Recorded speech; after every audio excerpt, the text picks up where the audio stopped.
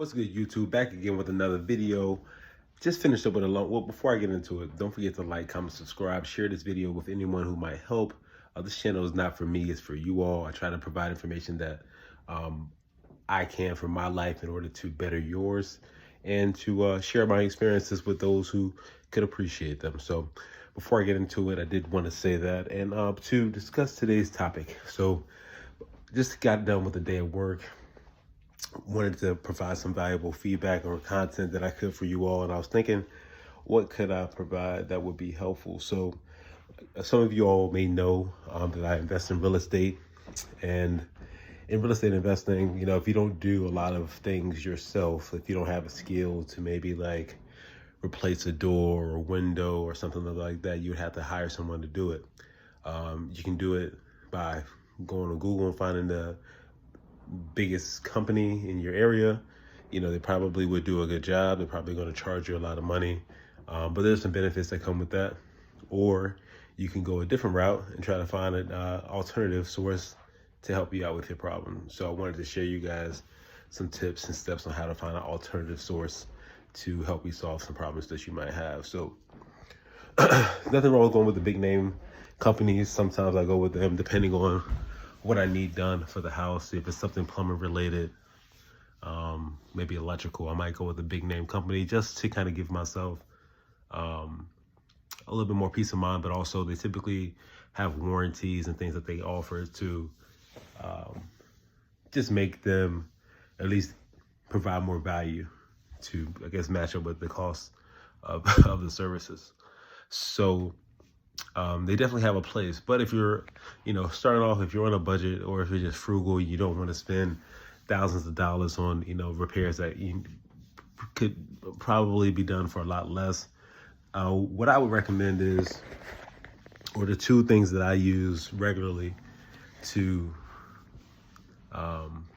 help me when I need assistance, or to find a laborer, or find like a plumber, or find someone that can do the job for me, are going to be Craigslist.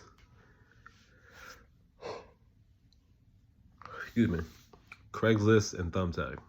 So Craigslist is, you probably know, Craigslist is an app or website that you can go on to. They offer tons of things, but one thing that they do offer is also services. So if you go to the services section, you can pretty much look for a service to match what it is that you need to do. If it's electrical, you can click on electrical. But what I do, just to kind of, not everyone is the best when they come to like creating a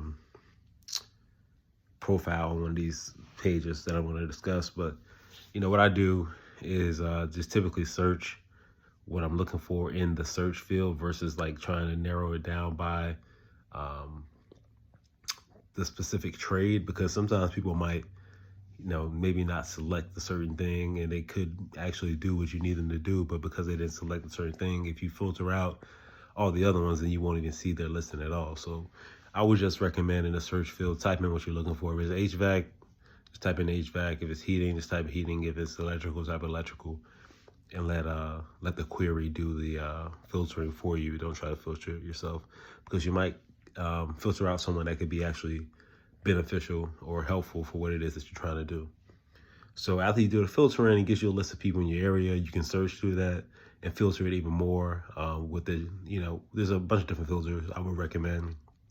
Mileage, you don't want a company that's 50 miles from you. They might not even come to you, and if they do come to you, they might charge you a fee. So try to find someone within your range. I mean, if you're in a small town, you might have to expand that a little bit, but if you're in the city, just try to find someone within your range. It's just going to be best, because obviously they're going to be able to potentially get you in there sooner, and they'll be in your area. It won't be a big thing. And if you need them to come back out to fix something, they won't have to come out an hour, or they won't, stand you up because you're within range. So you can filter it out by what you need to do, also by location. And then you should come up with a nice list of people who are doing what you need them to do in your area. So when you got this list, you want to kind of look through the ads. Just kind of, this is not going to give you everything you need to know about the company, but it'll give you a lot. So if you look through the ads, you can kind of see, like, not that this says that they do or do not know how to do work, but look at their ad to see like if there's a bunch of grammatical errors. Look to see, what the photos look like. Are they like real photos? Are they like stolen photos? Are there no photos? And again, this doesn't necessarily mean that this person is good or bad, but from my experience, the more professional the ad is, typically like the person's going to be of better quality. Typically, it's not perfect, but I mean, anything that you can do to kind of like sharpen the axe before cutting the tree is good. So by sharpen the axe, I just mean, basically doing as much as you can up front before, making that final decision.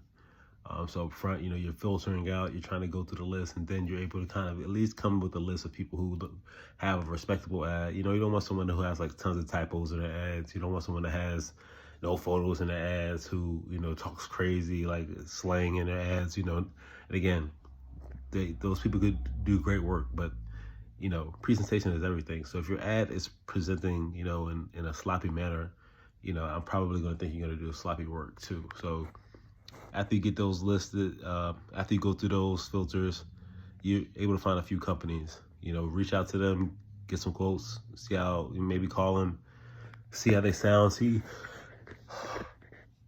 excuse me, that's a long day. See how they sound, see if it sounds like somebody who you would want to work with. You may not want to work with that particular person, but you can at least filter it down. And it gives you a better selection of companies that you can use, and typically, being that they're going via Craigslist to offer their services, they're typically going to be cheaper than a larger, well-known or longer established company. And if they're not cheaper, then obviously there's no reason for you to go with them, or you can use that as a negotiation piece. So what I also recommend doing, depending on the scope of the project, if it's like $1,000 or more, I would recommend if it's $1,000 or more, I would recommend getting a estimate from the larger company, or maybe a diagnosis. Like if you don't know what needs to be fixed, let them diagnose the issue. That way you have a strong sense of what needs to be done.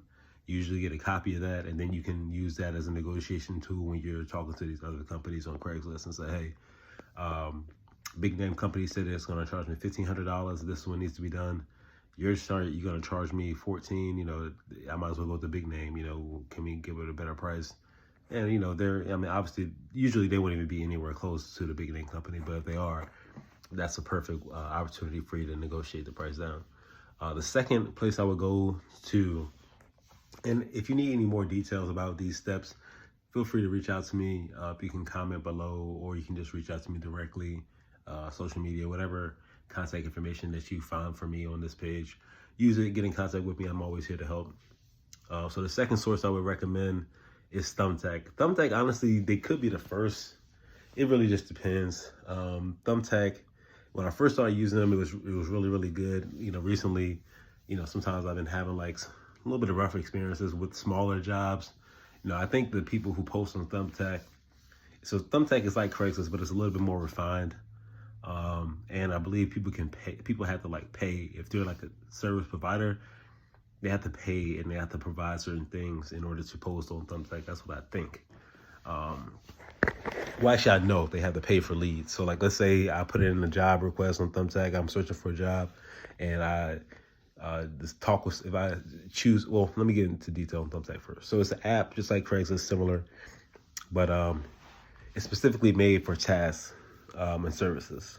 So you put in what you need to do, you put in your zip code, and you put in, more details about what you're trying to do, and they'll filter out for you to find people in your area to do what you need to do. These companies are typically all reputable. They typically all have like license, or they typically all have like some type of backing. And the great thing about Thumbtack is that on the actual, person's ad will have reviews, will have actual live photos from their work. And because people book through the app or book through the website, there's no way for people to falsify the reviews and things like that, unless, the person falsely booked and left a fake review. But I don't think majority of those reviews are fake. So you can sort through, get the good reviews, and Find a reputable company. So I would say if you're not willing to take a chance, or if you're not willing to, or if you're okay with spending a little bit more money, Thumbtack probably will be over Craigslist, just because Thumbtack, it has a little bit more, it has a little bit of a higher level of,